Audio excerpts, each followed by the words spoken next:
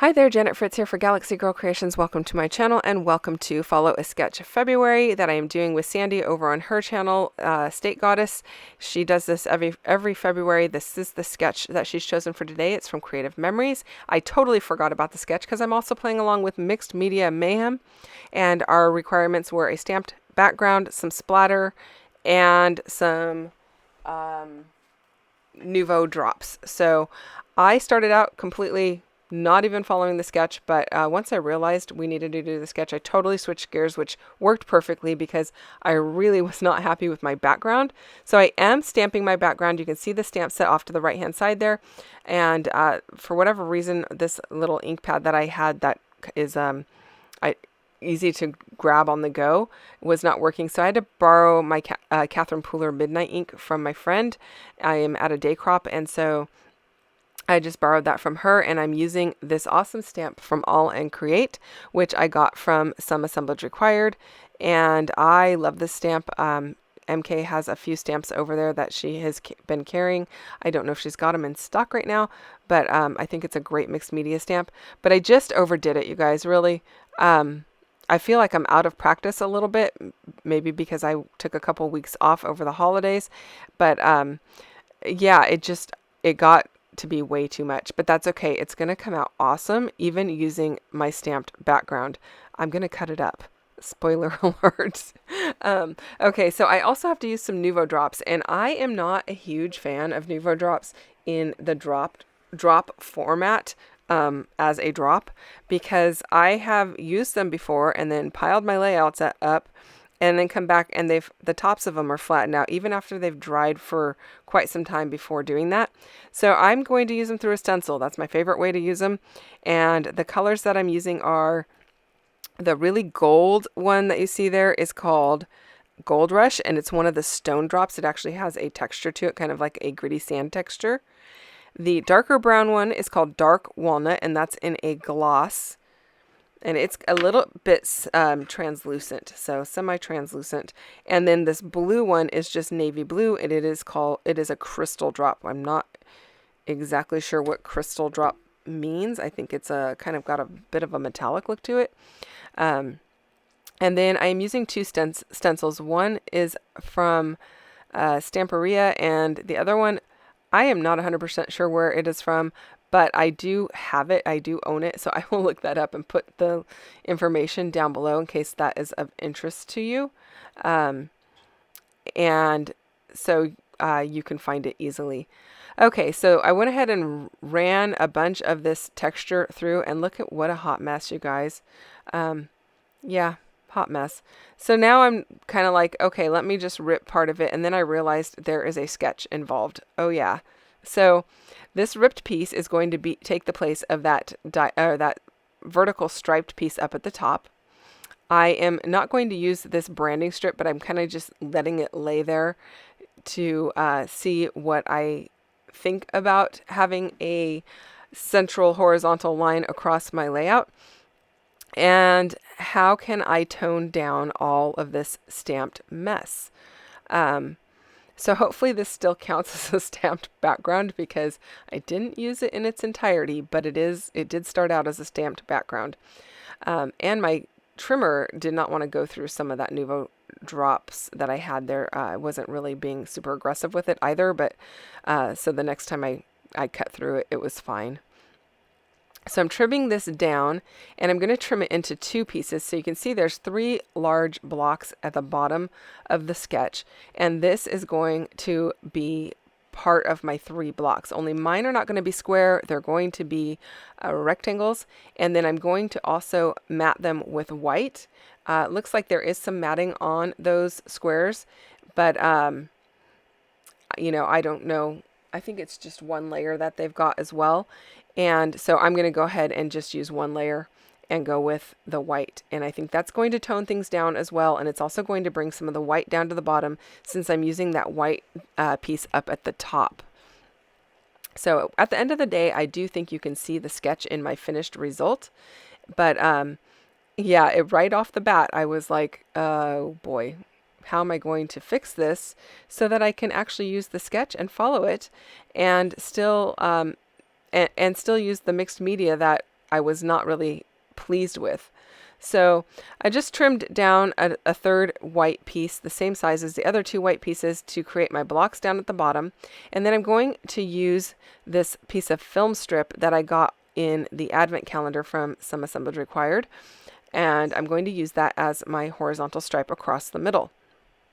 And then I did just mark off where the film strip lined up with it so that I can tuck that little white edge underneath the black edge of the film strip without having it peek through the little windows, if that makes sense. And then the film strip was just like the perfect length where it, if I start with one end of it on the layout, the other end will be cut off right where there is a black stripe on the little film strip there. And I'm really happy about that because I felt like it just needed to end and not be end on the opening. I suppose it would have been fine if both ends were on the opening, but the right hand side has a black border on it, so I wanted the left hand side to have a black border. They're not the same width, but it's totally okay. Now I will tell you, I totally forgot to trim down my background paper because 49 and Market, when they print one side of the solids, they print it all the way down, so there's it's about a 1/2 inch too big. So all I did to fix that was I pulled up these 3 pieces at the bottom. I trimmed a 1/2 inch off of each of one of the pieces and their mats, and then I trimmed a 1/2 inch off of the bottom of the entire layout. It wasn't really a big deal. There's not a whole lot going on down at the bottom that it didn't feel like it could be trimmed off or something like that. So overall, it wasn't a big deal, but pay attention when you're using your 49 and Market products. Cut the branding strip off and don't leave it on there so that you totally forget and have your layout the wrong size. Okay, so I'm going to back my photos in some black photo mats, and I don't know what I was thinking here either because I trimmed the second one to be the same size as the first one, but my photos aren't the same size.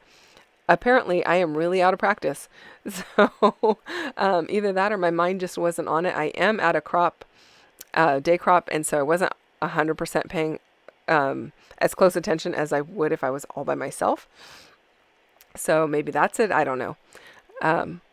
So anyway, I'm just trimming down this bottom one. And in case you're wondering what these photos are, it's a big, huge like bow and arrow that is a sculpture up in San Francisco. And so the bottom one has me and my son in it. The top one has one of the bridges in the background there. And I thought it was really cool, especially since at the time we were super heavily into archery. I mean, we still love archery, and I just haven't done it in a while between an arm injury and my husband had a shoulder injury. So we just haven't gone out and played with the bows and arrows for a while, but we still do love it. So anyway, at this point in time, we were both teaching archery and running a 4-H project for archery for our county, and then we were also training scout leaders for the summer camp programs at the sleepaway camps in order to train the kids in archery. So yeah, lots of fun. Okay, these 3 pieces of flare, those are from Scrap and Happy Studio. They came in one of the boxes from MK's shop. I can't remember which month, so hopefully I can if it's still available, I'll put a link down below for you so that you can find those. I know that sometimes she has exclusives in the box from these companies, and I don't know if this one is exclusive to her or not, but I like to run my flare through my die cut machine, so I just run it through my Big Shot, and that flattens them out so it doesn't take up quite as much space and dimension in my album. And then I use some glue dots to go ahead and hold those down. While I'm adhering this, I'll remind you there are a bunch of people playing along with Mixed Media Mayhem. I believe we are going to a playlist, so you'll be able to just hop from one person to the next and be able to check out all of those videos. I don't know if it's ready this week or not, but be on the lookout for that. If it's not ready, my the best place to go and find more information about Mixed Media Mayhem is in the Mixed Media Mayhem scrapbooking group. You will see in the albums the inspiration that is coming up for the rest of the month and probably even beyond this month. Sometimes it's recipes and sometimes it's a scrap lift. So go and check that out, and then we try to remember to post our layouts in the albums so that you can go and check those out. If I remember to post mine, I post mine with a link to the video so you can check that out as well. Okay, so I've used a bunch of pieces from the Everywhere collection. Most of these, some of the tickets and such are actually, they're 49 in market products, but they're not from the specific collection that I'm aware of. But the other pieces are, and they are from the laser cut elements. So you can check that out there if that's of interest to you. And then I've got some pieces like this wordy bit that says this way, and the other one that says new experiences, and the one that says together. Those are all from the die cuts from the same collection called Everywhere. And then for Follow a Sketch February, I don't know if Sandy has a playlist going on or what, but I will know before the end, before this video gets posted.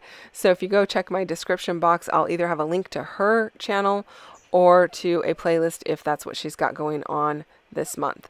So you can go and check out the inspiration for that. That is it, you guys. Thank you so much for watching. I hope you enjoyed this video. If you did, I'd love if you'd give a thumbs up. If you have questions or comments, leave those down below. I'll get back to you as quickly as I can.